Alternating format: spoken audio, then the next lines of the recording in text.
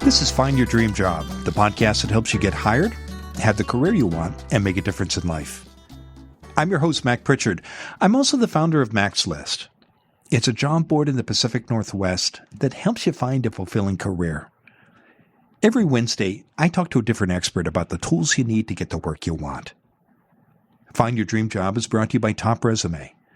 Top Resumes help more than 400,000 professionals land more interviews and get hired faster. Get a free review of your resume today. Go to maxlist.org/topresume. Your connections with others can make a big difference in your job search. The people you meet when you look for work can tell you about hidden jobs and give insights into what hiring managers want. Sophia Wellons is here to talk about how to build effective relationships when you network. She's a recruiter at Galwa. Her company specializes in the research and development of new technologies. Sophia joins us from Portland, Oregon. Well, let's get started, Sophia. You're a recruiter. You've helped hire hundreds of people. Why do effective relationships matter so much in hiring? Your first introduction to a recruiter or to a hiring manager is the beginning of your relationship in that process. Even if the interview doesn't end in an offer, you have effectively met another human being or a variety of other human beings and formed an impression on them, and they will remember you. So effective relationships are the key in order to both stand out as an applicant as well as to stand out within your interview. And occasionally, down the line, even if you don't get the job at the original interview, might be the key to getting a job in another opportunity as they open up. So effective relationships are the hiring process, really. And tell us more about why that matters. Why are connections, even the slightest of connections, so important when recruiters like you are sorting through so many resumes? Well, soft skills are deeply important in being successful in a role. So even if you have the technical skills or the ability to do the roles, whatever it may be, the technical skills for that role, the ability to work interpersonally with one another is going to be vital, especially as our society evolves with technology. And so that is relationship building. That is building trust with one another. That is, collaborative communication skills. That is relationship building. So it is an indicator of being able to be successful in a role to begin with. Additionally, many people will say, the majority of roles are open, are not posted.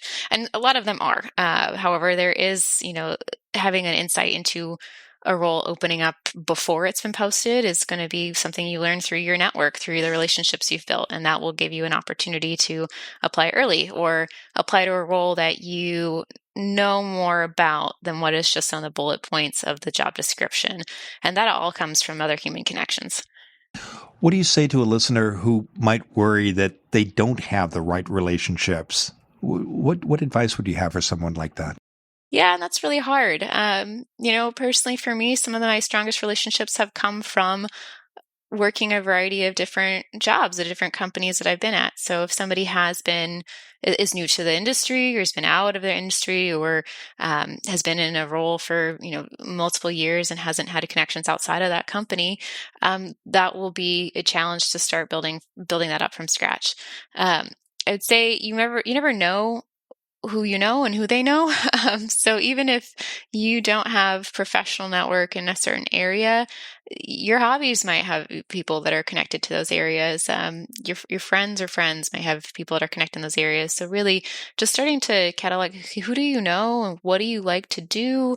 Who are the people that do those things? And starting to get more involved and out there to meet new people would be a great place to start. If you're specifically looking for a role like right now, connecting with different recruiters, ideally like on LinkedIn is an easy way to just connect with them that are primarily focused on your skill set or your industry. Would be a great place to just start building that from the ground up. I want to talk more about how to connect with recruiters and how to build effective relationships when networking. Before we get there, Sophia, in your experience, what stops people from building effective relationships while networking, especially during a job search? What do you see as barriers that prevents people from doing that? I think there's a couple things. One, just personal inclination. It's hard and scary to meet new people. And sometimes put yourself out there. And depending on if you're an introvert or an extrovert, that's going to be just a challenge in general. The second thing is when you're in job search mode, you have an agenda. You need a job. You want something from other people, and you want it usually quicker rather than not. And that comes across, I think, in different conversations. So building authentic and effective relationships are really key in that area. And when you are going into a relationship wanting something from the other person immediately, that's what kind of puts people's guard up. So it's having patience that is necessary to really build those effective relationships. It's understanding that you're connecting authentically with another human being and not necessarily connecting with someone because they can get you a job. And that's where I think a lot of networking doesn't maybe necessarily fail, but it does have the challenges to overcome and build that trust with another human being. I know we're going to talk in a moment about how to build those connections, but I want to go back to a point you made a moment ago, which is your recommendation that candidates reach out to recruiters. And I hear from job seekers often about this. I'd like to find the recruiters in my field and approach them.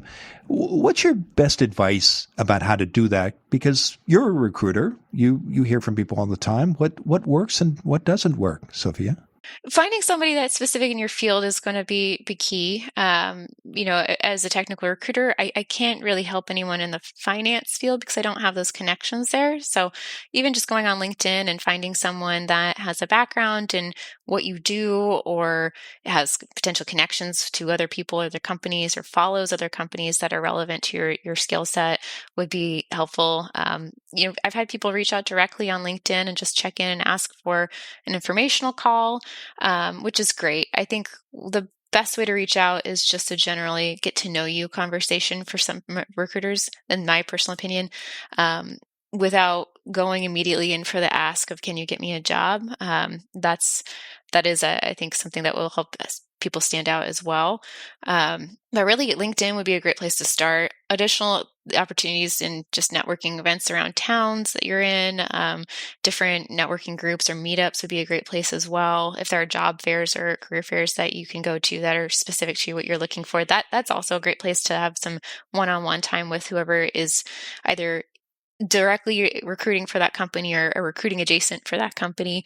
And those are all great opportunities just to approach someone and start to get to know them and what they do, what they're hiring for, who they are, and then just start building that rapport from there.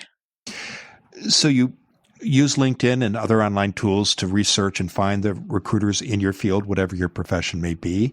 You reach out to the recruiter. You ask for a conversation, a virtual meeting, perhaps by Zoom or an old-fashioned telephone call.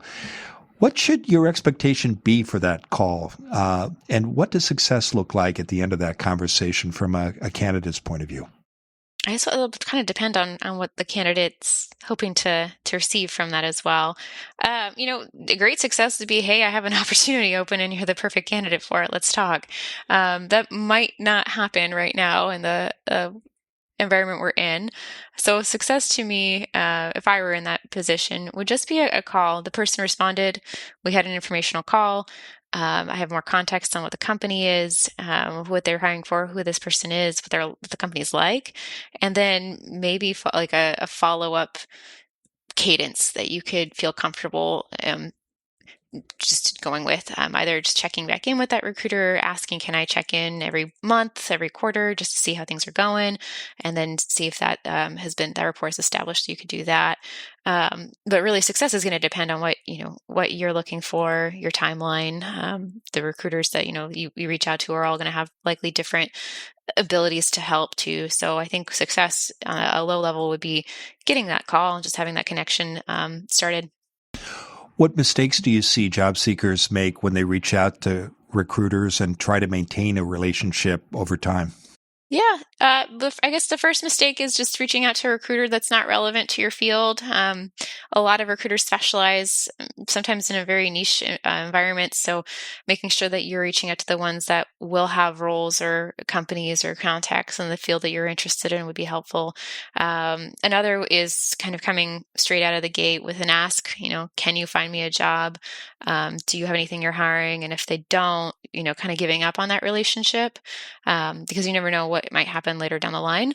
And then a third is just kind of maybe letting things fall off. It's kind of hard just to keep in contact with people in general, especially if the answer is hey, not yet, hey, not yet. But just making sure that you're organized and just checking in every once in a while with a few people that you have um, consistently is probably going to be key to success, and oftentimes one of the hardest things to maintain.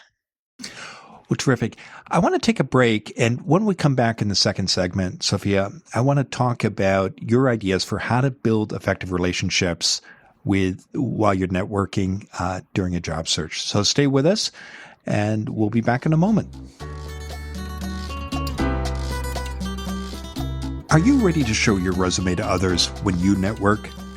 Go to maxlist.org/top resume. The experts at Top Resume will review your resume for free. Go to maxlist.org/top resume. Find out how to fix your resume right away, or hire Top Resume to do it for you. Go to maxlist.org/top resume. Now, let's get back to the show.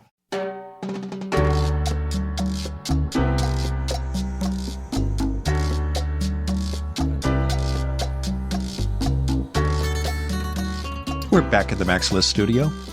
I'm talking with Sophia Wellons. She's a recruiter at Galwa. Our company specializes in the research and development of new technologies. Sophia joins us from Portland, Oregon. Now, Sophia, before the break, we were talking about our topic today, how to build effective relationships when you network. But we dug in a little bit about how to work with recruiters. That's a question I get a lot from listeners, and I expect you do as well. Now I'd like to really walk through your tips for how to build those effective relationships, especially when you're networking during a job search. One of your tips, and you touched on this in the first segment, was to go to events that interest you. What kind of events do you recommend someone attend in order to build effective relationships, and what should they do when they get there? No, it's a great question. There are oftentimes job fairs, career, information fairs, and networking meetups in different cities that are specifically focused on business connections. And I think those are great, especially because people are in a similar, mindset and are also looking, potentially for those roles too. What I also suggest is just looking at the things that you enjoy doing. Within Portland, there's PDX Women in Technology that has really great, fun events and happy hours and talks. There are other companies that help and facilitate different, tech talks or just general lectures as well. There's also just general interest groups too, dancing, running groups. I think pickleball has really picked up recently in the general culture of the world. So those are all going to attract people from different walks of life as well, whether, they could, help you immediately in your job search or not. This, potentially yes, potentially no, but they would be opportunities for you to authentically build a connection with another person. And that other person will then know you and know you as a person and not necessarily just a job seeker. And I would absolutely say continue, let them know you're looking, let them know what you do without any expectation while you build those connections. And also, maybe take care of yourself and your own mental health by engaging in things that you do enjoy. And things might come out from there. You never know who will be able to help you, that might not be traditionally related to a job search networking event. How do you strike that balance between, especially at non-professional events, of both connecting with people personally and letting them know that you're doing a job search? What have you seen work, Sophia? Yeah, I think having the job search not be the forefront of your conversation on those more personal hobbies is good advice. But don't be ashamed to admit it that you're unemployed or that you're looking or that you might be looking to change jobs at any given point. And I would say, most people when you meet them, kind of ask, what do you do? That's a very early on conversation. So I think that would be more than, fine to talk about that at that given point. But I wouldn't lead with that as like the goal of the relationship when you're doing kind of more than your personal hobby work, but it is something that can potentially help, and potentially help in a way that isn't as stressful as maybe going to a networking event.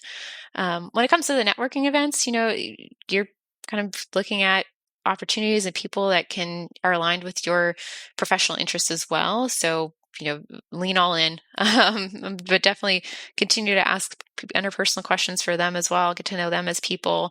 It doesn't always have to be centered around a job search or a career projects. It can be, what were your weekend plans? What do you want to do, in the summer, and those types of just kind of small talk, interpersonal communication can also help just build enough rapport and trust so that when you do get to the conversation around, this is the job I'm looking for, I'd really like to work for you, it's maybe received a little bit more gentle.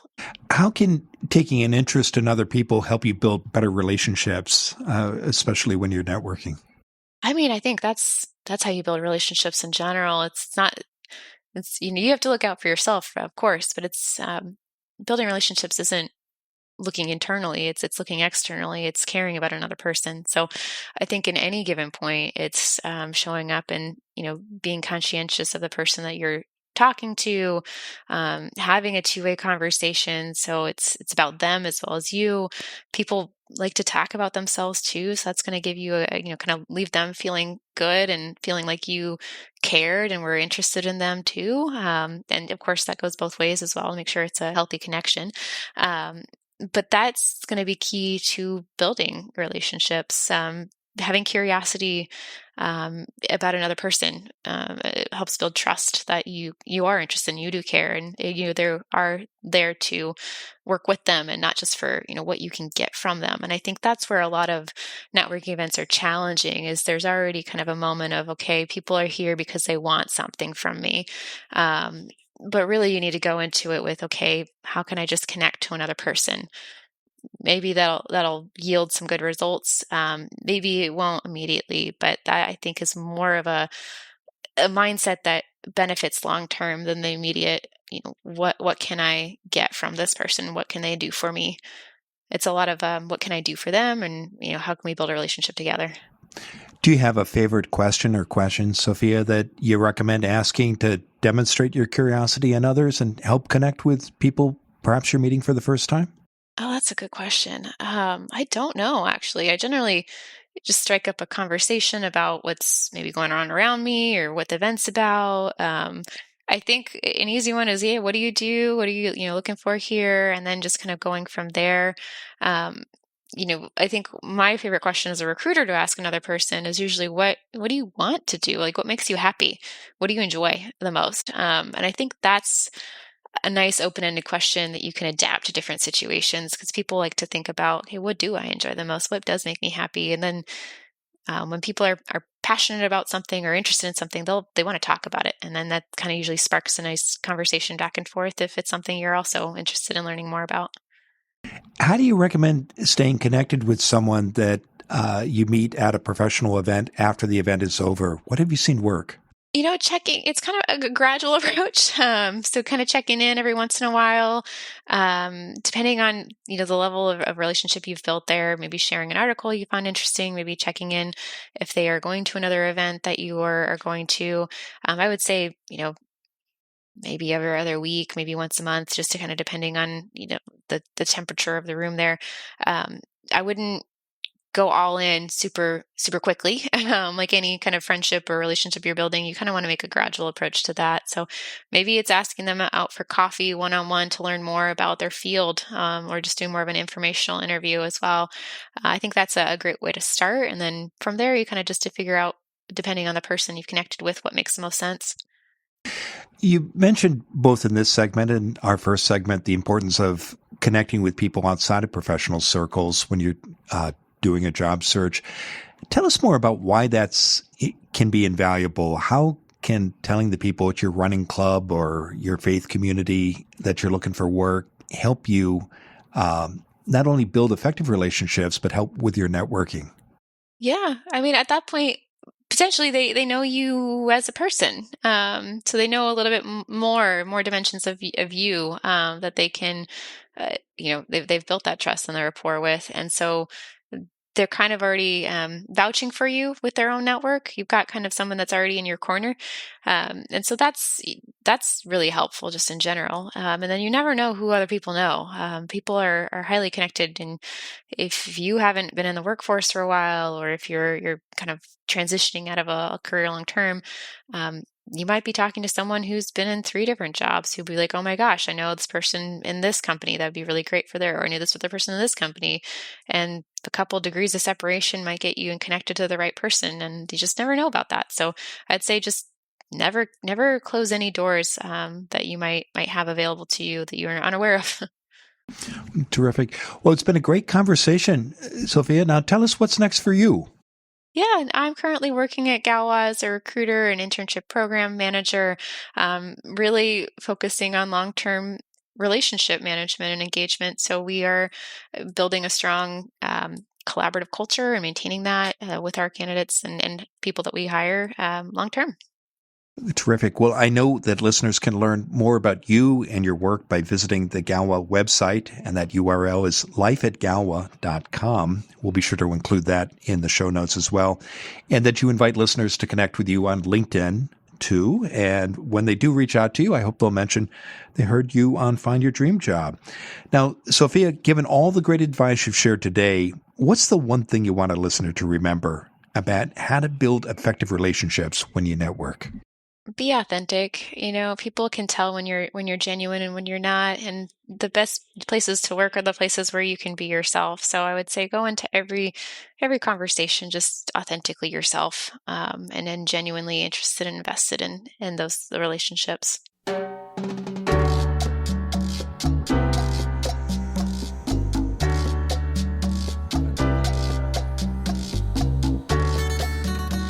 Make sure you never miss an episode of Find Your Dream Job. Subscribe to our free podcast newsletter. You'll get information about our guests and transcripts of every show. Go to maxlist.org/newsletters. Again, that's maxlist.org/newsletters. Next week, our guest will be Cassie Ademola.